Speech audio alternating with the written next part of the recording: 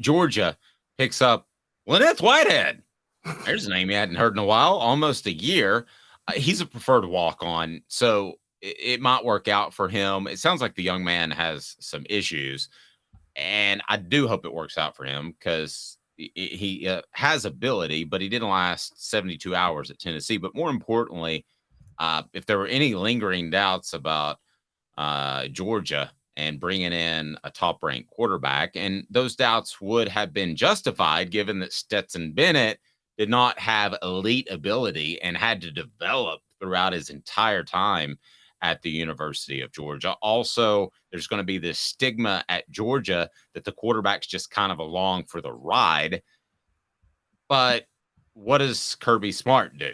He goes out and picks up Dylan Raiola, the number one ranked prospect in the 2024 class, and a lot of services. Raiola from Pinnacle High School in Phoenix, Arizona, highest ranked quarterback to choose the Bulldogs since Justin Fields did so in October 2017. Fields played one season at Georgia before transferring to Ohio State. Now he's a Bear, and Raiola had committed to Ohio State in May 22 and decommitted in December.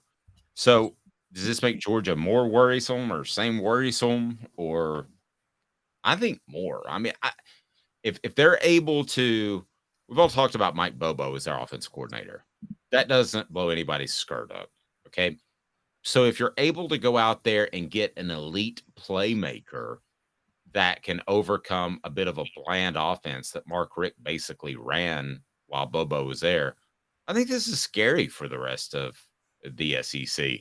What do you think, Caleb? I think it should be, but I think, again, I don't think it is because Mike Bobo is there. And I said this for a while. When Mike Bobo was coaching under Mark Richt, for the most part, Dave, that was Mark Richt's offense, wasn't it? That was more Mark Richt than Mike Bobo. Yes. And yeah. But we know Kirby Smart is going to fully turn the reins over to Mike Bobo. He doesn't really care about offense. He doesn't want to run the offense. And so we saw what Mike Bobo does running offenses at Colorado State. I don't think he's that good of a coach or a coordinator. And pro-style quarterbacks, more than mobile. See, Dylan Raiola is a pure drop-back passer. And here's the truth of the matter. One of the pure drop-back passers require more coaching than dual-threat quarterbacks at the college level. Because you actually have to teach them to read defenses, go through progressions, make sure you call the right plays, have complex routes. Whereas, I mean, I remember watching Frank Beamer and Bobby Bowden for years when they got mobile quarterbacks. They just threw the ball out and said, hey, get me yards. I mean, Bobby Bowden did that with Charlie Ward. Let's call it what it was. He basically was just, get me yards. I don't care. Do whatever you can do. And Frank Beamer did the same thing with Michael Vick, didn't he? And so I felt like Mike Vick was Randall Cunningham. I'm going to show my age. Go out there and make 5 plays, and the defense will do it. Yeah. Whereas now with a drop back passer, you have to do a lot more coaching with drop back passers. So it's going to be more a reflection of Mike Bobo. And I think that's good news for Tennessee because I don't think Mike Bobo is a good coach. I don't think he's a good offensive coach. Okay. So to use a NASCAR analogy that you won't get at all, because I know you don't like NASCAR, do you? Not much of a NASCAR fan, but also I came of age during the whole Chase Cup thing that they've done, and I think that was the stupidest thing ever done. Okay, well, I don't want to get sidetracked, but what you're saying is this guy Raiola is essentially a Wood Brothers driver. Okay, so Wood Brothers was the last of the non-mega corporations to still just be the, hey, let's go work on the car on on Thursday. I mean, that's kind of what they were, and they lasted. I used to get paid to cover NASCAR. I don't anymore, so I have no idea if they're even still in business. But they would always find great drivers, but those drivers would not have elite success, nowhere near championship level success. And they would eventually get a job at Hendrick or somewhere else because they were limited by the car. So basically, you're calling Mike Bobo a member of the Wood Brothers racing team. And and this Raiola guy is like a future Carl Edwards, but right now he's stuck in a crappy Impala. To make it a little more simple, he's Casey Clausen. he's Casey Clausen with Randy Sanders. hot heat. He's Burning people. Wasn't Casey Clausen the most highly touted recruit at quarterback in 2000? Didn't everybody want him? Wasn't he a 5-star that we knew was going to the NFL? Seems like he was a high 4, but yeah, it was a big deal to get him from the West Coast. I don't know that they would have had a parade had he stayed at UCLA or Southern California. But no, I get your point. I didn't think Randy Sanders was as bad of a coordinator as you did. I actually think the recruiting slipped a little bit, and I thought his play calling was fine. I thought his development of his player development was the problem. That's fair. That's fair. I can roll with that. It seems like a lot of guys showed up on campus ready to play and didn't get much better. So yeah, I can go with that. But yeah, using that for a more simple explanation would be a good idea. Does Casey Clausen do as much as Hendon Hooker did last year, or do as much as T. Martin did in 1998?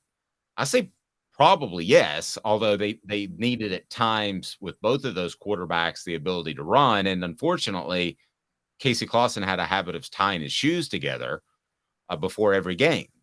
So he was the slowest quarterback Tennessee's ever had. Run. He's the only guy that I considered challenging to a race at the time. He didn't like it. Cutcliffe would have developed that. Peyton Manning was flat-footed, and Cutcliffe actually taught him how to move in the pocket. Could you imagine if Casey Clausen just could have played for David Cutcliffe? Yeah. I mean, but I thought there were remnants of that, because there was the step in the pocket, but he was a little flat-footed. He needed to be lighter on his feet. You're right. I mean, I'd never thought about Casey Clausen under David Cutcliffe, but the resetting of the feet, which if you remember Craig James going way back, guys said, oh, this Peyton Manning guy's got happy feet. He's not going to be good. No, he's not. He's resetting his feet every time as he's making reads. It's actually very difficult to do, and he was a master at it, and a lot of people do it. Now, the only guys that don't do it are just guys like Aaron Rodgers who have incredible arm ability. So yeah, that I think it's a concern one day if they replace Mike Bobo. Now, here's the thing to remember, though, about Bobo, and Georgia fans, you could comment on this. We're ripping Bobo, but is that exactly what Kirby Smart wants, Caleb? Because he doesn't want to run tempo like Josh Heupel does, because that puts his defense in a bind. He wants to win at defense. So give me an example, not to put you on the spot, of an offensive coordinator that he would love to have that would be an upgrade over Bobo. But don't give me a Riley. Don't give me a Heupel, because those guys are tempo, and he's not going to run tempo. So what offensive coordinator would be out there that might be a good fit? I can't think of one. Campbell, Cunningham, Taylor, and Hahn. I can see, because I had LASIK. It's awesome. They do cataracts as well, and they're local. Don't forget about that. They've got the local vision centers for your annual checkups. But when it comes to LASIK and cataracts, nobody like Campbell, Cunningham, Taylor, and Hahn, where your doctor is local. So give me a coordinator, give me an offense that would be like a scary upgrade for Georgia, knowing that they're not going to do what Josh Heupel Southern Cal does. See, it doesn't have to be Josh Heupel at Southern Cal. What you need is a standard pro-style offense with a level of creativity and use of analytics to stay ahead of the time. You know who would be great? The guy that Todd Monken, their former offensive coordinator, just replaced in Baltimore, Greg Roman. A guy like that. Somebody that has a level of creativity that just run a standard ahead of the curve pro-style offense. How many NFL offenses now do you see? They're not what Josh Heupel or Lincoln Riley does, but they're ahead of the curve. Sean McVay, somebody like that. You know what I mean? A young Brian Daboll. Yes. Oh, Brian Daboll. That's a great example. He did a great job at Alabama. Yeah, I agree. Those type of coaches who, yes, they run pro-style offenses, but they're creative. They use analytics and things like that. That's not Mike Bobo. Mike Bobo is another Jim McElwain. Now, Alabama did win 2 national titles with Jim McElwain as offensive coordinator. I can tell you this right now. They would not be able to win a national title with Jim McElwain today as offensive coordinator. I don't think so. He's way too simplistic. Yeah, you just got to find the next Daboll that can develop that quarterback. I don't know who that is. I'll ask around. it gives me something to think about. There's a former Tennessee Cuddler who's actually pretty creative as a coach. That Jim Bob Cooter. yes.